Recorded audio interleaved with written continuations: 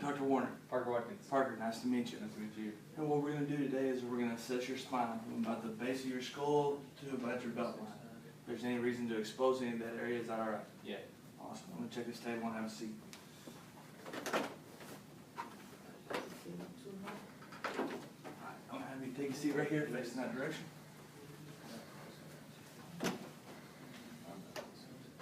Alright, now we're going to do the general scan. Parker, can I have you take your shirt off, please? Yep. And we're going to start at the hips on the ilium. We're going to locate the PSISs. Go just medially, each one with the thenar eminence at a 45-degree angle. Listen slightly P to A, slightly medial to lateral. Assessing joint play and end range.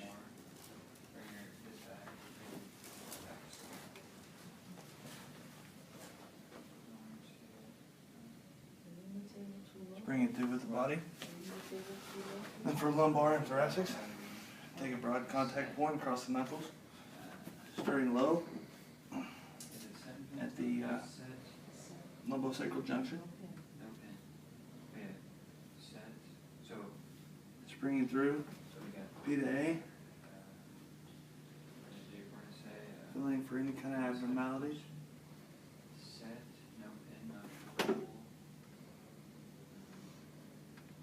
All the way up to T1. General scan of the cervicals. Alright, I'm going to have patient relax.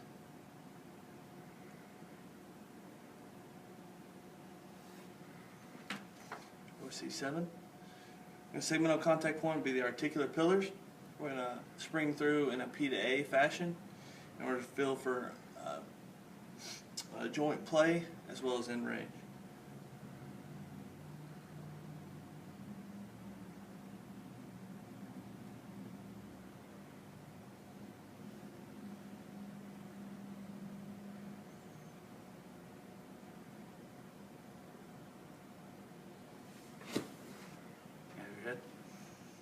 Alright, after doing the general scan, we're going to do a full assessment of the SI joint.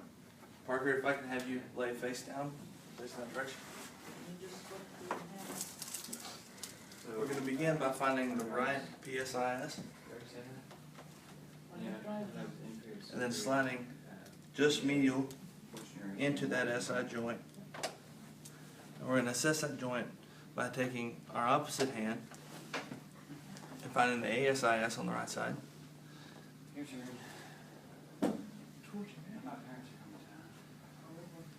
And pulling A to P in order to feel for posterior glide, which is present. Now we're going to assess anterior glide.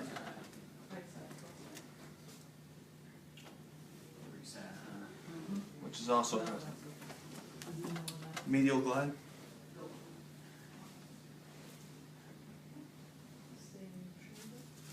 Which there is a slight restriction, and lateral glide.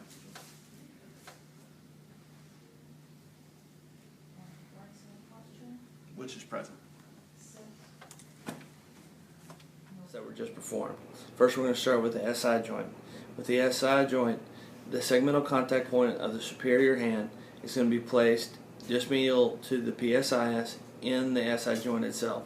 With the indifferent hand, you're going to cup the ASIS, and the line of drive will be in an A to P motion in order to assess posterior glide. To assess anterior glide with the knee flexed, the indifferent hand will be underneath the knee, lifting in an A to P fashion to assess anterior glide. To assess medial glide with the knee still flexed, the indifferent hand will be cupped around the ankle, and the line of drive will be from a lateral to medial direction. To assess lateral glide, it'll take the same contact points, but the knee will be placed in a medial to lateral direction. Now we're going to assess rotation and counter rotation of the sacrum.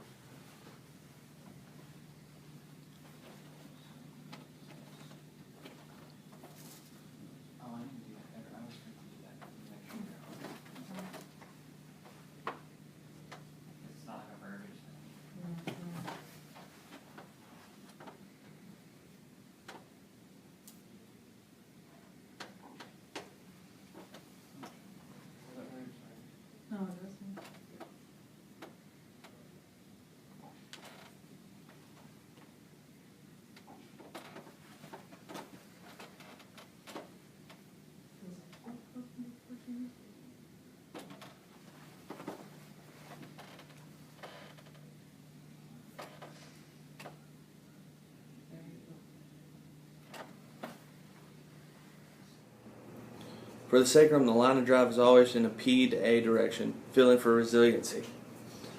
Looking down the right oblique axis, the segmental contact points will be on the left base and right apex.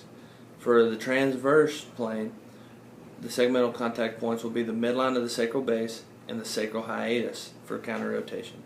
Looking down the left oblique axis, the segmental contact points will be on the right base and the left apex, just lateral to the sacral hiatus. Now we're going to assess the lumbosacral junction.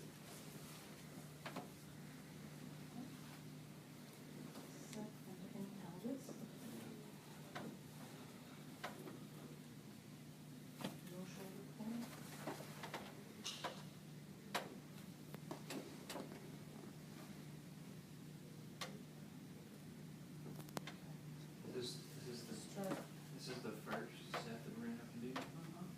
So on the first side, there's no twice. So right when you start out of the gun, you're going to say, you're going to know this is the one that you do the no mount twice. So you're on the no mount part right now. So I see a set in controls.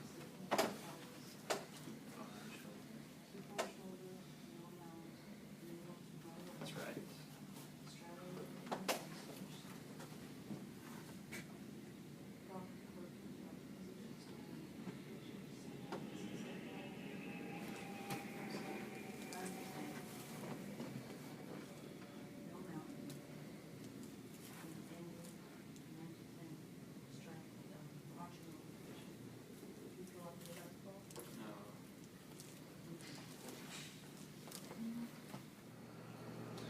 To assess the lumbosacral junction, the doctor will take a segmental contact point in the space between L5 and S1 in order to feel for separation between the two. With the indifferent hand, the segmental contact point will be the ASIS on the opposite side. From there, the doctor will pull in an A to P fashion and slightly medial in order to assess rotation, then spring forward in a medial to lateral direction to assess in range. In order to assess lateral bending, the doctor will first flex the knee with the indifferent hand, cup the knee, and then go from a medial to lateral rotation, flexing the knee sideways. From there, the doctor will spring forward lateral to medial again to assess in range of the lumbosacral junction. Alright, now we're going to assess the thoracic spine. Parker, if I can have you sit up and face to the left towards the windows. Come down here towards the end of the bench. We're going to assess the T7. Have you put your hand behind your back? Thanks, here. Awesome. Thank you. Alright, relax.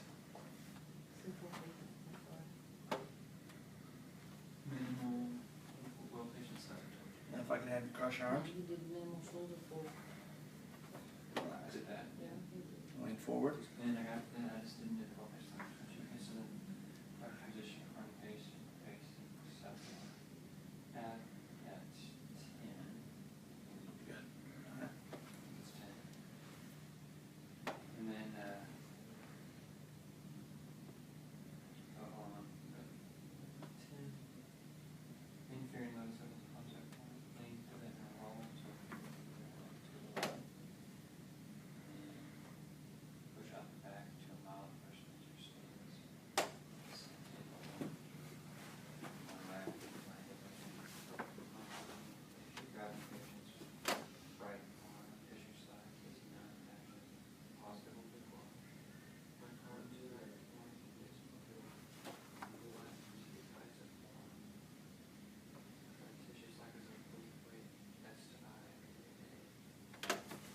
To fully assess T7, the doctor will test flexion, extension, rotation, and lateral bending. To assess flexion, the doctor will first find the T7 spinous process and move to the inner spinous space in between. It will flex the patient in order to test the opening of those two spinous processes, and also extension in order to find to assess the closing of the spinous processes. For rotation, the doctor will take a segmental contact point on the lateral aspect of the spinous process. After rotation, the doctor will press through from a lateral to medial direction in order to assess in play. For lateral bending, the doctor will keep the same segmental contact point, but will laterally flex the patient to the side that they're on. Once there, the doctor will press through from a lateral to medial aspect again in order to assess in play. Then we're going to assess the elevation and depression of T7 ribs. I'm glad we did this last week. I'm glad we did this last week. Because my brain's not hurting doing this, and it would be if we didn't. And then by the time I studied tonight, you know, much different. Yeah. Set and loosen.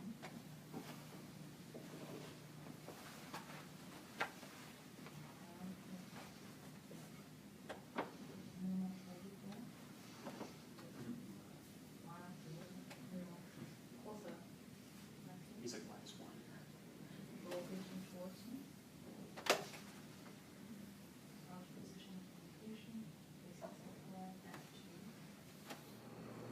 In order to assess a rib, the doctor will test for elevation and depression of that rib. In this case, we're going to find the T7 spinous process and then move up 200 spinous spaces and lateral approximately 2 inches. Once there, the segmental contact point becomes the inferior border of that rib. In order to test for elevation, the doctor presses in a line of drive from inferior to superior. In order to test for depression, the doctor will move to the superior aspect of that same rib and then press in a superior to inferior fashion in order to test for depression. Alright, Jake, if I could have you stand up quick, we're going to assess the atlas. If you would bring your feet together as close as possible without touching, look straight ahead, close your eyes, I'm here to catch you. Okay, you're good. Now, nod your head in a yes-no fashion and stop when you feel comfortable and in a neutral position.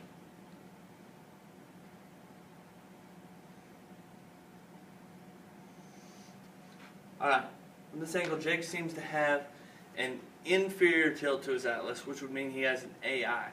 You can open your eyes, and you can have a seat, please. Alright, now we're going to assess translation and rotation of the atlas. For translation, we're going to slide in just underneath the mastoid process. And the segmental contact point is the TBPs, the lateral TBPs of the atlas. We're going to press in a lateral to medial direction. And we're going to spring through for in play. Seems to have a left translation restriction. We're going to slide to the posterior aspect of the atlas for rotation. We're going to rotate the head for normal joint play. Then we're going to spring through again in a P to A fashion to assess end range.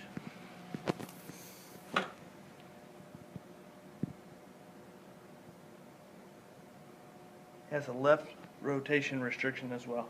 You can have your head. Alright, so here's what we found. We found a medial glide restriction of the right SI joint, which means he has an EX right ilium.